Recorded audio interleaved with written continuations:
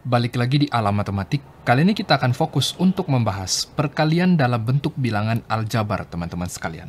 Mari kita bahas dasarnya terlebih dahulu. Dalam perkalian bilangan biasa, apabila kita kalikan 3 dikali 2, maka kita bisa mengetahui bahwa 3-nya ini muncul 2 kali. Atau, jika kita fokus pada 2, maka 2-nya akan muncul 3 kali. 3 ditambah 3 adalah 6, 2 ditambah 2 ditambah 2, hasilnya adalah 6. Seperti ini cara kerja pada bilangan biasa. Lalu apa bedanya dengan aljabar? Mari katakan ada 2 dikali dengan 3A. Maka cara menghitungnya ini sama seperti perkalian pada umumnya. Mari katakan kita fokus pada 3A, teman-teman. Maka 3A-nya ini 2 kali. Jadi 3A ditambah dengan 3A. Jika teman-teman masih ingat penjumlahan dan pengurangan aljabar, kita akan langsung tahu jawabannya akan menjadi 6A. Lalu kemudian, bagaimana dengan yang seperti ini? 2A dikali dengan 3A. Untuk menghitung bilangan aljabar yang seperti ini, di mana keduanya itu sama-sama memiliki variabel, maka kita tidak bisa langsung kalikan 3A ditambah dengan 3A.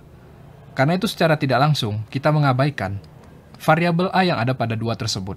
Jadi prinsipnya adalah sesama variabel itu harus dikalikan dengan sesama variabel, kemudian sesama koefisien atau bilangan yang ada di depan variabel tersebut itu harus kita kalikan dengan sesamanya. 2 dikali 3, kemudian A dikali A. 2 dikali 3 hasilnya adalah 6. A dikali A hasilnya adalah A pangkat 2. Jadi jawaban yang ada di sini adalah 6A pangkat 2. Kemudian kita ke prinsip selanjutnya. Mari katakan ada 2A dikali dengan 2B. Ingat, variabel kita harus kalikan dengan sesama variabel, kemudian koefisien kita kalikan dengan sesama koefisien. 2 dikali 2 adalah 4. A dikali B. Bagaimana cara menjawabnya? Tinggal kita gabungkan, teman-teman. Apabila itu variabel, maka menjadi AB seperti ini. Kemudian bagaimana dengan yang ini? 2A dikali dengan 2A dikali dengan 2B. Prinsipnya persis sama, namun di sini karena suku bilangannya ada 3, maka kita kalikan yang ada di sebelah kiri terlebih dahulu. A dikali A, hasilnya adalah A pangkat 2. 2 dikali 2, hasilnya adalah 4. Jadi itu adalah 4A pangkat 2 dikali dengan 2B. Kita lanjut.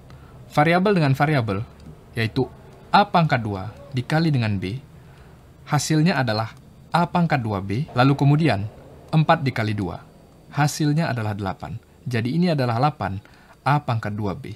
Seperti ini sifat umum pada perkalian aljabar. Saya yakin teman-teman sudah jadi semakin lancar. Mari kita fokus pada soal yang ada di sini.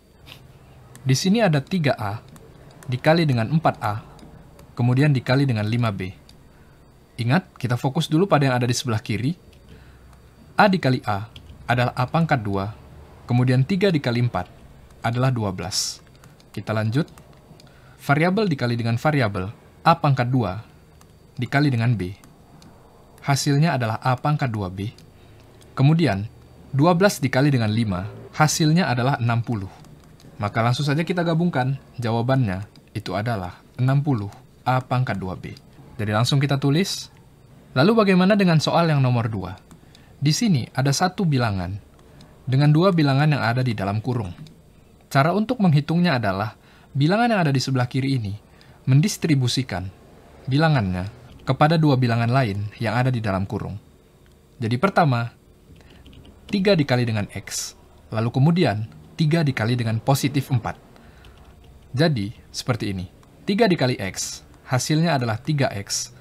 Kemudian 3 dikali positif 4, hasilnya adalah 12. Maka jawabannya adalah 3X ditambah 12. Mari langsung kita tulis. Jawabannya adalah 3X ditambah 12. Sekarang yang nomor 3. Minus 2, kemudian dalam kurung Y dikurang 5. Seperti sebelumnya, minus 2 dikali Y, hasilnya adalah minus 2Y. Kemudian minus 2 dikali dengan minus 5, hasilnya adalah positif 10. Jadi minus 2Y ditambah dengan 10. Jawabannya seperti itu.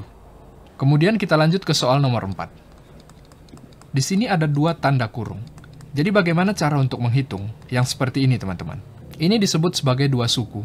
Jadi prinsipnya sama seperti 2 dan 3, hanya saja terjadi 2 kali. Pertama, kita harus kalikan X dikali dengan X, lalu kemudian X dikali dengan 2, lalu setelah itu kita menyilang lagi, 3 dikali dengan X, lalu kemudian 3 dikali dengan 2. Jadi prinsipnya seperti ini, teman-teman. Jadi mari kita hitung bersama. X dikali X adalah X pangkat 2. Kemudian X dikali dengan positif 2, hasilnya adalah 2x. 3 dikali x, hasilnya adalah 3x. Lalu kemudian 3 dikali 2, hasilnya adalah 6. Sekarang jawaban sementaranya adalah ini. Namun, pada penjumlahan dan pengurangan aljabar, kita telah mempelajari bahwa bilangan yang memiliki variabel sama, itu harus kita gabungkan terlebih dahulu. Positif 2x ditambah dengan positif 3x, hasilnya adalah 5x, teman-teman. Jadi sekarang, x pangkat 2, variabel yang berdiri sendiri, itu turun ke bawah, lalu kemudian 6, konstanta yang turun sendiri, itu turun ke bawah. Jadi jawabannya adalah x pangkat 2 ditambah 5x ditambah 6. Langsung saja kita tulis. Lalu bagaimana dengan soal yang di nomor 5? Ini masih dengan prinsip yang sama, hanya saja ada tanda minusnya atau tanda negatif. 2x dikali x, hasilnya adalah 2x pangkat 2. 2x dikali dengan minus 5, hasilnya adalah minus 10x. Minus 3 dikali dengan x, hasilnya adalah minus 3x. Lalu minus 3 dikali dengan minus 5, negatif ketemu negatif adalah positif. Jawabannya adalah positif 15. Masih ada satu variabel yang belum sederhana, yaitu minus 10x dikurang 3x.